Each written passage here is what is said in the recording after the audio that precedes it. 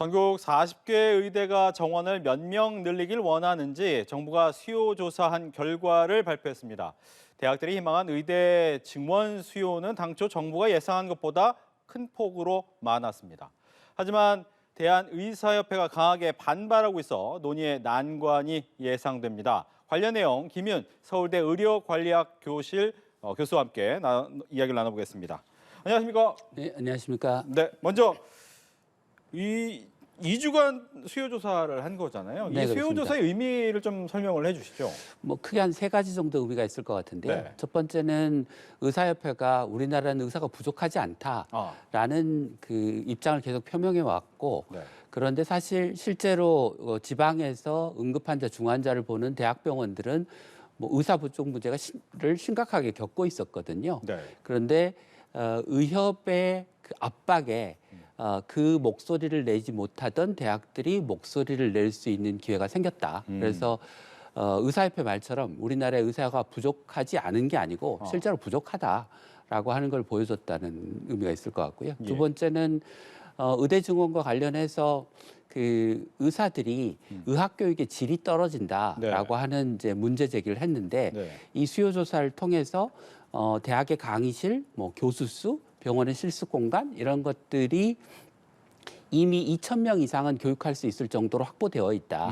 당장 2,000명을 늘린다고 해도 의학 교육의 질이 떨어지지는 않는다라고 하는 걸 확인할 수 있었을 것 같고요. 네. 세 번째로는 이제 수요 조사 결과 발표가 뭐 한 2차례 미뤄졌지 않습니까? 그것도 그렇죠. 갑자기. 예. 그러니까 그런 의사들의 아마 압박과 반대 때문에 미뤄진 거로 예상이 되는데, 의사들의 반대를 넘어서서 정부가 의대 증원을 하겠다고 하는 뭐 정치적 의지, 정책적 의지를 표명했다라는 의미가 있을 것 같습니다. 예. 말씀하신 것처럼 이제 3가지 정도의 의미가 있는 조사가 나왔는데 이 조사 결과를 보면 일단 40개 대학 모두 지원하겠다라고 네. 했어요. 네. 부족하다는 건가요? 뭐 병원 입장에서 보면 네. 지금 뭐 전공의도 부족하고 전문의 받고 교수 되기 전에 하는 전임의도 부족하고 교수들도 최근에는 그 벌이가 잘 되는 네. 동네 의원의 비급여 진료, 실손보험 진료로 이제 넘어가고 있어서 뭐 인력이 상당히 부족한 상황이죠. 그런데 애초에 그 우리가 의과대학 정원을 늘리겠다고 한 이유는 네. 응급환자, 중환자를 보는 필수 의료 분야의 인력이 부족하고 지역의 의료가 무너지고 있어서 그런 거라 정부 애초 발표는 국립대 병원을 중심으로 해서 늘리겠다고 했는데 네. 지금 국립대 병원이 아닌 뭐 심지어 수도권의 오래된 의과대학 마저도 정원을 늘려달라고 요구를 한 상태라서 약간 뭐 의대 정원 늘리기라는 차려진 밥상에 다들 숟가락을 하나씩 올리는 그런 모양새가 돼서 네. 그 애초에 우리가 왜 의과대학 정원을 늘리기로 했는지 늘려야 한다고 했는지를 잊지 않았으면 하는 바람입니다. 예. 그 부분은 잠시 뒤에 또 한번 여쭤보도록 네. 하겠고 그냥 궁금한 게 있었어요. 보니까 이제 수요 조사를 했는데 최소하고 최대가 2가지씩 나오더라고요. 네. 이 의미는 뭡니까? 정부가 이제 그 정원을 얼마나 늘리고 싶냐라고도 물어봤고 그 정원을 그렇게 정원을 늘렸을 때 뭐 강의실은 충분하냐, 병원에 실습 공간은 있냐, 교수는 어떻게 할 거냐 이런 것들을 물어봤는데 네. 그것이 충족된 숫자가 최소고요. 아하. 예, 그거를 충족하지 못한 것 같은 좀 확인을 해봐야 될 것 같은 숫자가 최대라고 생각하시면 될 것 같습니다. 즉 그러니까 최소 숫자는 일단 지금 늘려도 상관없을 만한 숫자다. 네, 그렇습니다. 근데 최대는 뭔가 좀 계산을 해보면 가능할 숫자다. 네, 이렇게 봐야 되는군요. 예, 점검을 하거나 이제 대학이 조금 더 투자를 하면 아. 예, 가능한 숫자다. 알겠습니다. 보면 지금 현재 의대 정원이 3,058명, 3,000명을 약간 넘었어요. 근데 이게 2006년 이후에 벌써 거의 20년 가까이 정원이 동결돼 있는 상태인가요? 사실은 네. 그 의학 분업을 하면서 의사협회가 의학 분업이라고 하는 정책을 받아주는 대신 의과대학 정원을 줄여달라라고 얘기를 했기 때문에 예. 2000년부터 2006년까지 의과대학 정원을 300명 넘게 줄였습니다. 그러니까 사실은 18년 동안 동결된 게 아니고 네. 2000년 이후로 23년 동안 의과대학 정원이 줄어온 상태로 유지된 거죠. 그렇다면 지금 적어도 2,000명에서 많으면 4,000명 중간 정도 잡더라도 현재 수준만큼은 더 늘려야 된다. 이렇게 보는 거네요. 네, 뭐 그렇게 볼 수 있는데 이제 네. 물론 그 외국의 OECD 국가의 평균 또는 이제 최근에 국책연구기관 서울대의 연구팀들이 연구한 결과를 보면 뭐 적게는 한 1,500명에서 2,000명, 많게는 3,000명에서 한 5,000명 정도를 늘려야 그 미래의 의사 수요를 충당할 수 있을 것으로 판단이 됩니다. 근데 이제 그 배출을 늘리는 건 못지않게 중요한 것은 네. 배출된 의사들이 꼭 있어야 할 곳에 가서 그렇죠. 일을 하도록 하는 게 중요하기 때문에 네. 그러면 이제 의료 체계를 어떻게 고치고 건강보험 습관을 어떻게 바꾸고 지금 그냥 수도권에 있는 의과대학의 정원 늘려주면 그 병원 몸집 불리기로 이어질 수 있고 지역 의료나 필수 의료 문제는 해결이 안 될 수 있는데 그런 문제를 어떻게 예방하면서 우리가 원래 목적했던 바를 달성할 수 있겠느냐라고 하는 게 이제 중요한 이후에 고민 사항이 될 것 같습니다. 예. 정부는 일단 한 1,000명 정도 늘릴 생각을 하고 있었는데 네. 일단 최소가 2,000명이 넘어서다 보니까 네. 정부의 입장에서는 좀 어떻게 해야 될까 고민도 될 것 같긴 해요.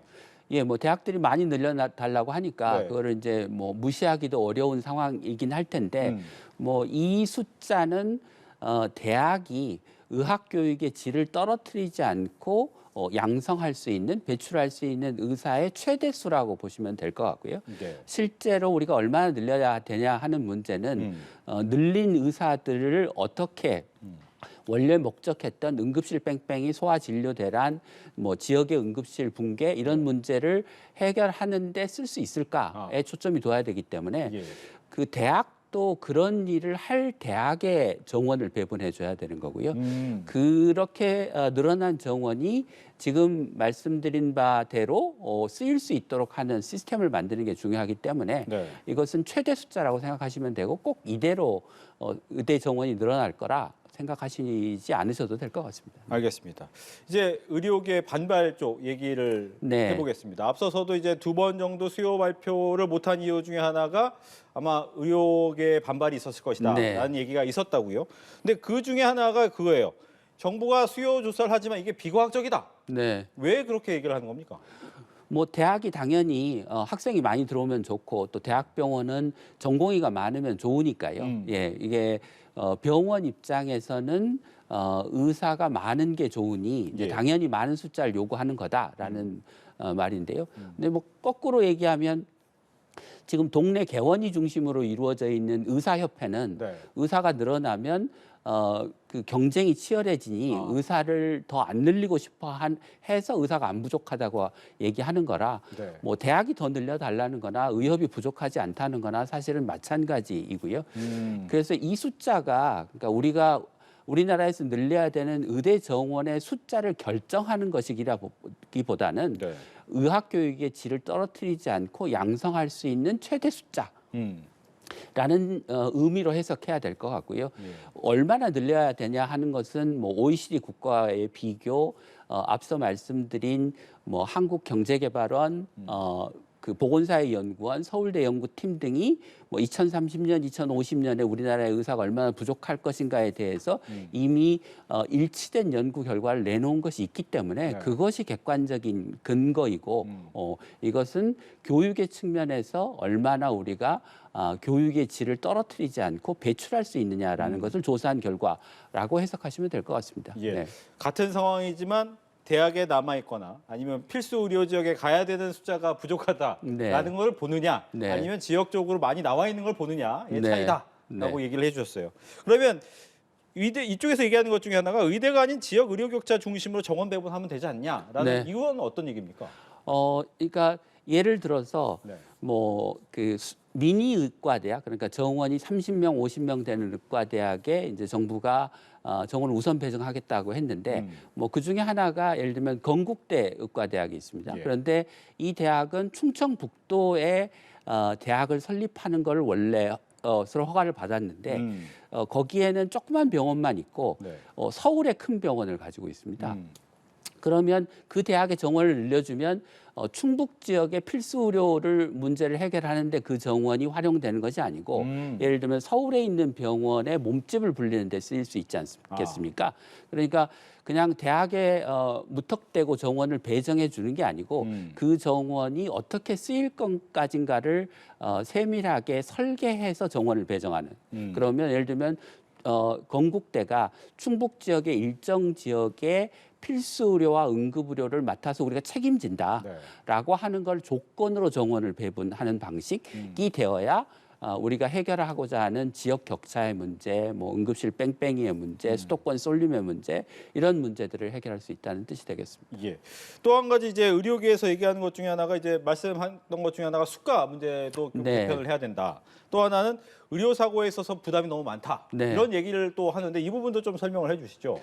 지금 뭐 필수 의료과라고 하는 게 네. 대부분 환자의 생명과 직접적으로 연관된 그런 그 진료 행위를 하는 과들이라서 그렇죠. 의료 사고에 부담이 많습니다. 근데 이제 의료 사고라는 것이 의료진이 잘못해서 일어나기도 하지만 의료진이 다 잘했는데도 불구하고 의료 사고가 나는 경우들이 있어서 네. 그런 이제 무과실 의료 사고에 대해서는 의사가 개인적으로 책임을 지지 않도록 보장하는 시스템들이 필요하다. 선진국에서는 그런 시스템들을 이제 가지고 있습니다. 그런데 이제 그 한 가지 고려할 것은 네. 우리나라가 의료 사고가 났을 때 환자나 환자 가족이 제대로 의료 과실을 입증하기 굉장히 어려운 그렇죠. 나라입니다. 예. 그러니까 의사들을 보호해줘야 되는 것도 맞지만 환자의 권리, 의료 사고를 당한 피해자의 권리를 보호하는 것도 함께 좀 고려해야 될 것 같고요. 수가는 이제 우리나라가 건강보험을 시작할 때 네. 뭐 수술료나 처치료, 의료인이 하는 행위들에 대해서 수가를 좀 낮게 책정해 왔습니다. 아하. 예, 그래서 그 부분에 수가를 올린 표현은 있는데 반대로 뭐 MRI, 초음파 또 각종 혈액 검사 등과 같은 검사료는 지금 원래 원가에 비해서 수가가 너무 높게 책정되어 있습니다. 그래서 그거는 좀 낮출 필요가 있고 네. 의료인들이 하는 의료 행위에 대한 수가는 좀 올릴 필요가 있습니다. 전반적으로는 약간 올릴 필요가 있는 상황인데 또 한 가지 고려해야 될 점은 우리나라 의사들의 인건비 수준이 OECD 국가에 비해서 너무 높고요. 네. 또 그 약이나 병원에서 쓰는 치료 재료에 상당한 마진이 붙어 있습니다. 예, 그런 거품을 동시에 빼면서 의사들이 하는 행위, 의료인이 하는 행위에 대해서 조금 더 건강보험이 더 많이 보상해 줄 필요는 있다고 생각합니다. 그렇군요. 이제 이 수요를 조사를 했고 정부가 생각했던 수요도 있을 것이고 결과적으로 이 절충점을 찾는 과정도 있고 결과적으로 어떻게 해야 이 증원이 끝이 나는지 남아 있는 절차는 어떻게 됩니까? 일단 수요 조사를 했는데 이제 현장 점검을 해서 이걸 좀 확인할 필요가 있을 것 같고요. 네. 그 다음으로는 아직 정부가 구체적인 방침을 정하지는 않았지만 이게 궁극적으로 지역 의료, 필수 의료의 문제를 해결하기 위한 것이니까 예. 그러니까 대학에 정원을 줬을 때 그럼 그 대학이 어떤 일을 하도록 해서 궁극적으로 우리가 지방에 있는 환자들이 수도권까지 원정 오지 않도록 하고 응급 환자가 저녁에 받아주는 병원이 없어서 이 병원 저 병원 떠도는 일이 없게 할 것인가를 제도적으로 제도적 장치를 만들어야 될 거라고 생각합니다. 근데 그 예. 과정을 거쳐서 그러면 대학들이 그런 조건을 수용하고 정원을 받겠다는 곳에 이제 궁극적으로 정원을 배정하는 방식이 되어야 하지 않을까 싶습니다. 예.